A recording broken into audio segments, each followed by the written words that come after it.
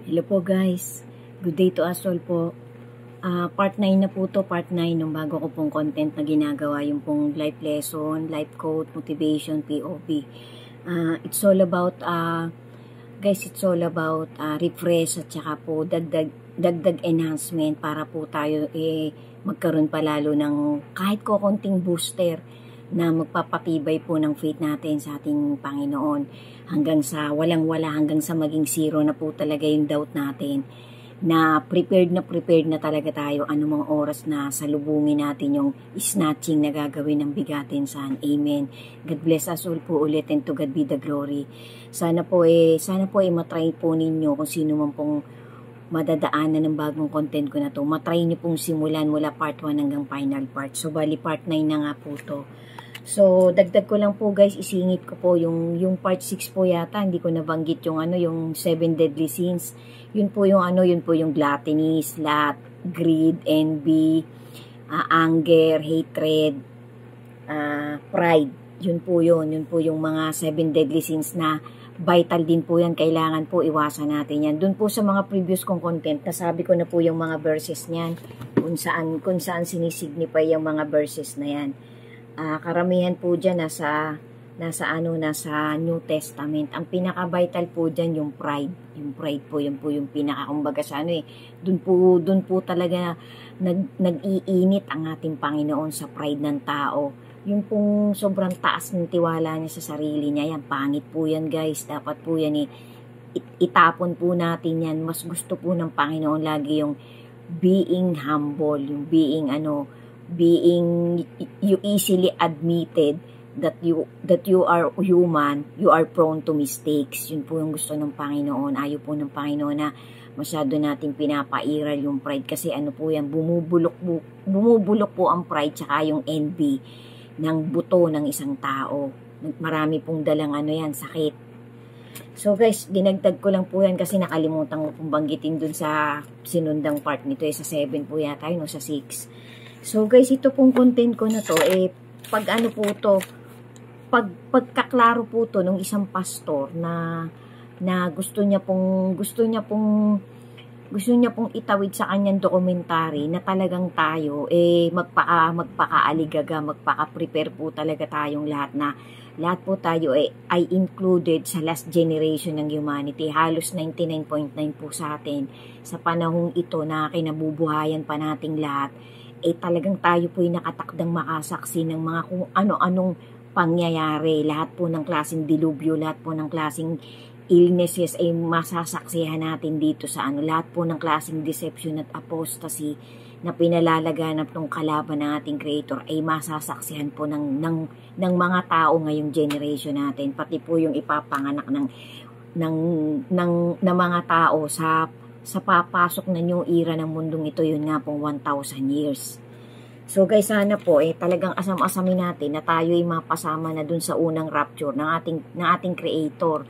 Dahil po yan, pagka po tayo napasama dun sa rapture talaga na yun, sa unang pagkabuhay. Kasi hindi naman po lahat ng namatay bubuhayin. Yung iba po doon chosen, bubuhayin. Kasi magiging warrior nga po tayo, magiging parang sundalo po tayo ng ating Creator. Meron pong designated na ipapagawa sa bawat unang mararapture. Yan po, nagawan ko na rin po yan ng content guys. Nandyan po yan sa ibaba na, sa medyo baba na ng profile ko. Ngayon, inirepost ko po yan. May nanood pa rin pong mangilan-ngilan. Nandun na po yan sa pinakababa. Yan po yung Bible verses ko na what is written truly happen na 3 days of darkness. So, lahat naman po yan, napanood na po natin. Pwede na po yung i-research talaga guys. Nandyan na po yan. Kasi, habang tayo po may time pa, habang malakas pa po ang mga lugar-lugar na sinasakupan ng bawat isa sa atin na meron pang talagang malinaw na internet, maglikom na po tayo. Maglikom na po tayo ng mga dokumentary na po pwede nating ulit-uliting panoodin para po dagdag tibay po yan, dagdag booster po yan para tumibay ang pananampalataya natin, ang faith natin, ang motivation natin na binibigay talaga ng ating Creator at ng kanyang bugtong na anak. Amen to that guys. So ito pong sinabi na-mention ko na po dun sa ibang part, yung 4 important things na talagang ang isang tao babaksak sa hell. Nasabi ko na yan guys, paki-review nyo na lang po, pakipasadahan nyo na lang po yung ibang part nitong content ko na to. Ang sabi po nitong pastor na to, meron daw pong 215 specific predictions from our Creator about the end of the world. And most of them are being fulfilled. So, sa dami po ng tagubili ng ating Panginoon sa kanyang bugtong na anak, ang dami na pong mga binitawang salita ng ating Lord Jesus na na nagkatotoo na. Talagang ang pinaka-climax na lang po talagang ay naabangan natin yung pong yun pong talagang Great Tribulation. Wala pong nakakaalam kung ano yan, pero maigsing panahon lang po yan. Tapos, yung mga nangyayari po, yung lahat po ng paparating pang mga pangyayaring, sabi nga po ng matuwid na mga ngaral, masasamang pangitain, part po yan ng Great Tribulation. Yan po, kaya kailangan po talaga maging prepared tayo guys, maging alerto tayo. So, ito po guys, sabi po nung content creator na to, nung pastor na to, Bible contains many specific events that the world would signal the end of days for life on this planet Earth. As it has been for the past several thousand years ago, each prophetic signs that our Lord Jesus and His apostles gave is specific and not vague. Ibig sabihin, hindi po peke. Lahat po ng itinawid talaga ay dokumentado, dikta po ng ating Creator. Lahat po ng itinawid na sinalita ng hanggang sa kahuli-huli ang apostol na labas po sa Israel, si Paul, totoo po, hindi po vague, hindi po peke. Kaya panghawakan po natin yung mga salitang yan. Tapos sabi pa po, yung pong pinakahuling chapter ng love letter ng ating Creator, yun nga pong Revelation.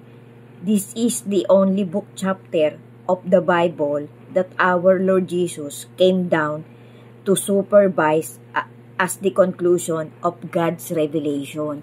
Kaya po dun po sa Mount of Patmos, talagang sinadya pong bumaba ng ating Lord Jesus para kausapin si John. Si John po kasi beloved isa po siya sa pinakamahal na apostol ng ating Lord Jesus.